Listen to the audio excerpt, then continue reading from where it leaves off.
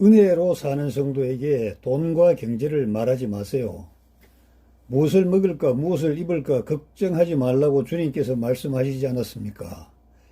5년 전에 시애틀의 어느 교회에서 경제 강의할 때 제가 받았던 질문입니다.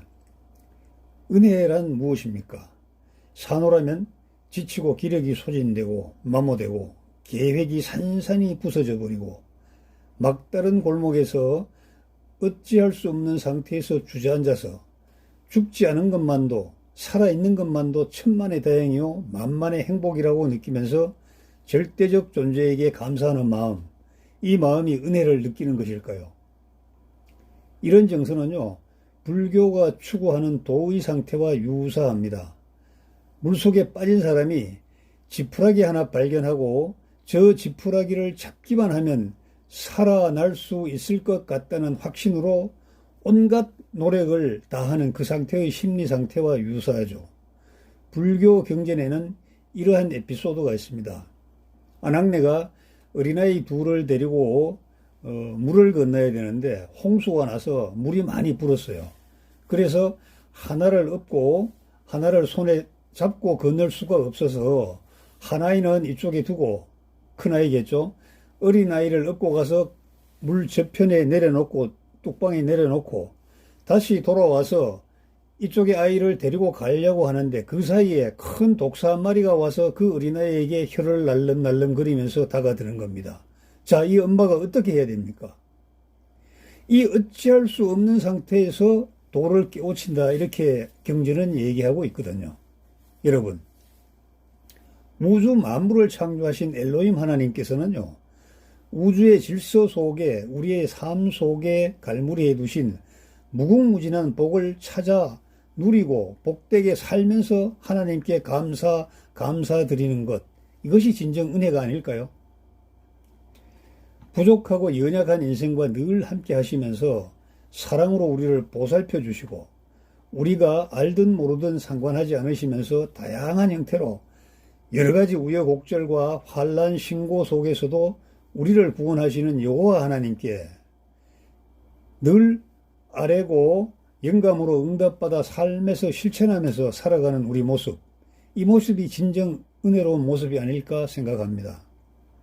백성을 이끌고 40년 동안이나 광야길을 걸었던 모세가 마지막 순간에 엄청난 비밀을 공개합니다. 저 백성을 내가 낳았냐고 하나님께 항의했던 모세였지만 가나안을 바라보는 모압 평원에서 마지막 임종을 앞두고 40년 동안이나 이끌었던 백성들의 지도자로서 하나님께 가장 가까이 있었던 사람으로서 하나님의 창조 비밀을 가장 잘 아는 선지자로서 가나안에 들어간 이후에 복된 삶을 사는 그 핵심을 공개합니다. 먼저 창세기 1장 28절 보겠습니다. 하나님이 그들에게 복을 주시며 하나님이 그들에게 이르시되 생육하고 번성하여 땅에 충만하라, 땅을 정복하라, 바다의 물고기와 하늘의 새와 땅에 움직이는 모든 생물을 다스리라 하시니라. 그러나 백성들은 이 말씀을 믿지 않았습니다. 복? 좋아하네 라고 할 정도였죠. 이런 비뚤어진 심리를 가진 백성에게 복을 누리는 절대 조건을 선포합니다. 여러분께서는 신명기 8장을 다 읽어보시면 좋겠습니다. 오늘은 4절까지만 제가 읽어드리겠습니다. 1절입니다. 내가 오늘 명령하는 모든 명령을 너희는 지켜 행하라. 그리하면 너희가 살고 번성하고 여호와께서 너희의 조상들에게 맹세하신 땅에 들어가서 그것을 차지하리라. 노예의 땅을 출발하여 드디어 해방의 땅인 가나안으로 들어가는 백성에게 지키라고 합니다. 지켜 행하라고 합니다. 그리하면 복을 누린다고 하죠. 자유가 빚을 무질서와 혼란을 미리 방지하는 것입니다. 인생이 누려야 할 복도 하나님의 창조 질서 속에서 찾아야 하는 겁니다. 2절입니다. 내 하나님 여호와께서 이 40년 동안에 내게 광야길을 걷게 하신 것을 기억하라. 이는 너를 낮추시며 너를 시험하사 내 마음이 어떠한지 그 명령을 지키는지 지키지 않는지 알려 하심이라. 너를 낮추시며 너를 줄이게 하시며 또 너도 알지 못하며 내 조상들도 알지 못하던 만나를 내게 먹이신 것은 사람이 떡으로만 사는 것이 아니요 여호와의 입에서 나오는 모든 말씀으로 사는 줄을 내가 알게 하려 하심이니라. 4절입니다. 이 40년 동안에 내 이복이 헤어지지 아니하였고 내 발이 부르트지 아니하였느니라. 요 몇 가지 단어만 살펴보겠습니다. 모든 명령이란 십계명뿐 아니라 도덕법, 의식법, 그리고 시민법, 제사, 제도 등을 말합니다. 지켜 행하라는 것은 이스라엘의 생존과 번영에 필요 불가결한 조건이죠. 그리하면 너희가 살고란 것은 단순히 복과 화의 문제가 아니라 삶과 죽음의 문제라는 것을 분명히 선포합니다. 그러나 기복신앙, 나에게 이익이 되는지를 따져서 하나님을 섬기는 것은 절대 안 됩니다. 또 시험하사라는 말은 올무에 빠뜨리기 위한 악의적 유혹이 아니죠. 악의적 유혹이 아닙니다. 우리 인생이 더 큰 진리를 깨닫게 하기 위한 선의의 테스트요. 그래서 하나님께서는 더 큰 축복과 은혜를 얻게 하시려고 종종 시험이란 형식의 기회를 제공하십니다. 내 마음이 어떤지는 겸손히 자신의 연약함을 인정하고 하나님의 도우심을 간구해야 된다는 것입니다. 사람이 떡으로만 사는 것이 아니요. 이 해석은 1차원적인 해석은 우리가 흔히 잘 알고 있는 빵만이 아니라 하나님의 말씀으로 살아야 한다. 오직 하나님의 말씀의 능력에 의해서만 영생이 가능하다. 이렇게 해석하는 것이죠.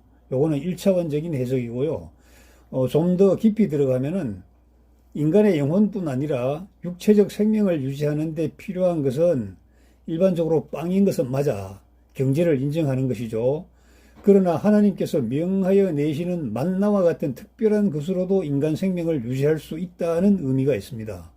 예수님께서도 마귀가 돌로 떡을 만들어 먹어 이러니까 비록 떡만으로 사는 것이 아니요 말씀으로 이제 사는 것이라고 이렇게 일축을 했잖아요. 이것은 이제 떡이 아니더라도 하나님의 특별한 방법으로 생명을 지속시켜 줄 것이다라는 그러한 뜻이 내포된 것이죠. 여러분, 하나님께서 창조하신 천지 만물은 시간 속에서 존재합니다. 다시 말하자면 시간이 있고 나서 만물이 존재하게 된 것입니다. 경제, 돈도 시간 속에서 존재하는 만물 중에 하나일 뿐입니다. 시간이 없으면 경제, 돈이 존재할 수 없다는 거죠. 그래서 시간이 중요합니다. 시간. 여러분의 경제도 시간 속에서 존재하기 때문에 경제에 대한 생각 없이 오직 은혜 어쩌고 하면서 시간을 그냥 보낸다면은 인생의 기근만 찾아올 것입니다. 성경은 하나님의 경영 계획서입니다. 우주 만물이 어떻게 시작되어 어떻게 마무리되며 그 속에서 우리 인생들은 어떻게 해야 한다는 것을 구구절절 알려서 잠든 영혼을 깨우기 위해 하나님께서 직접 영감을 주셨고 무려 1500년의 시간 동안에 40여 명의 기자들이 제작한 시청각 교재라고 할 수가 있죠.